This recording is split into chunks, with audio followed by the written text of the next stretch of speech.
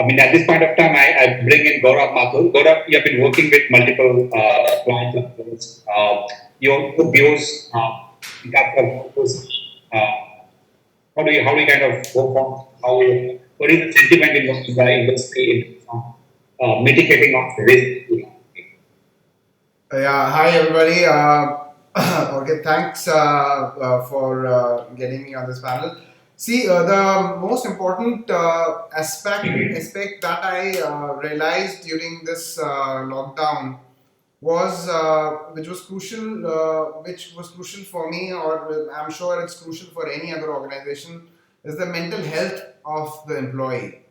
Because what I realized that even giving an assurity that they will be getting all their salaries while working from home, and everything will even if I give them an assurity that you will be paid for the next 12 months, I assure you that. So a salary assurity alone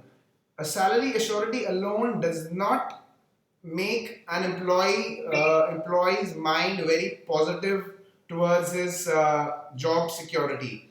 Because because what I realized during this sudden lockdown, they were the employees who were more experienced working with me or with my company were the ones who were getting more work, because I knew that they will be able to understand what I'm saying quickly. They are more experienced with these things, and the ones who were newer to the organizations, they started feeling that insecurity. They got a feeling of insecurity that why work is not coming to us, or why irrelevant or lesser value work is coming to us.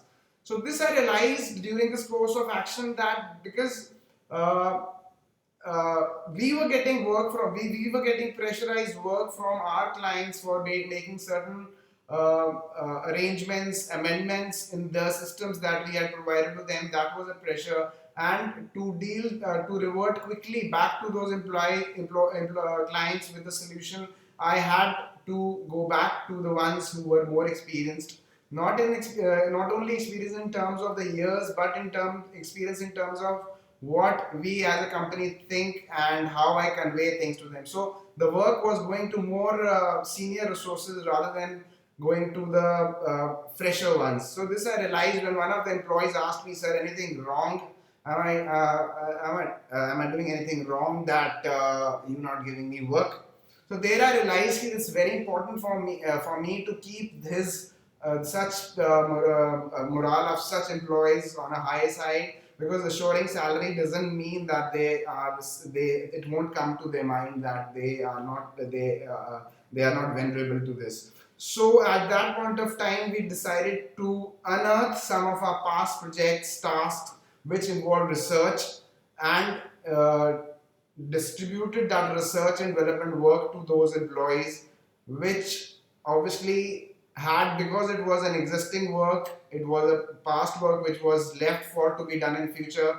We digged it out, we gave it to them, so that the seriousness about the work still remains. We could have easily put them on training, or we could have easily given subscribed them to an online course or something, but but they are diligent enough to understand that this is just for us to pass time, and the company really doesn't is not exactly giving us the work we are supposed to do. So this is one thing why I realized in the beginning, and I deployed it somehow. And so it's not about, this is something which happens on a regular basis. It's not something which COVID got. There are times when there are no work for certain people, there is no job for certain people, so we either put them on desk, or we put them under training, or we put them into some other kind of work. But I now realize that even at that time, even in those days, when we were not giving them enough work, they must be going through the same feeling of insecurity about the job. So now we will definitely draw out some policy that such feelings of insecurity because of lack of work or low quality of work being given to them does not come in our sector. And being an IT, this is one important thing that I realize and trying to implement. And one more thing about me, we being solution providers as a or as a software development company or small or our clients are of all sizes, small companies, large scale organizations, and even we have some Fortune 500 companies which are our clients. And we the pressure of work from those people, from the clients, increased. The dead projects, the projects which are dead, were in the discussion stage, were scrapped, or were not being done because of some or the other reason. They came up. They came up immediately in abundance to us. So and it was very difficult for us to immediately revert to them to come to go up with proposals, because they were sitting at home, and this is what they were also thinking about their businesses, how to fine tune it after the COVID is over, or in future if any such situation comes up. So they were asking for solutions. They were coming up with ideas of their own.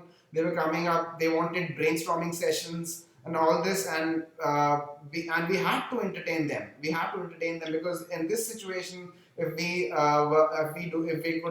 do not entertain them or not listen to them, it's gonna be a bad relationship for the future. So, and we were not prepared. We were not prepared for something like this, because in an organization like ours, there are few people who do business development or who communicate with the client. Thank you, Gaurav. Thank you, Gaurav. I think we have a hard stop in terms of time, so I need to stop at this point of time. Thanks for bringing the very ground level issues and how you are kind of solutioning those issues, addressing them. Thank you. We need to bring it to closure. Unfortunately, we have completely run out of time for the questions, but I'll take one question which I have. I think this has come from Mr. Manish Sharma. His question is: companies are focusing more on digital connectivities, but how about converting the imports of raw material substitutes to local manufacturers under the Make in India scheme and the package announced by PM the day before yesterday? Are the companies going to convert the import purchase to